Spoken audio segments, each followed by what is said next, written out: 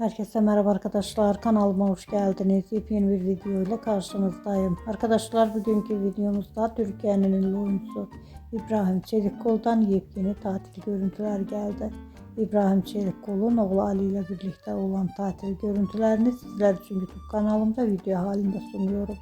Umarım beğenirsiniz. Videomu beğendiyseniz kanalımı izlemeyi ve bildirim butonuna basmayı unutmayın. Şimdilik benden bu kadar olsun. Yeni videomuzda görüşmek üzere. Hoşça kalın.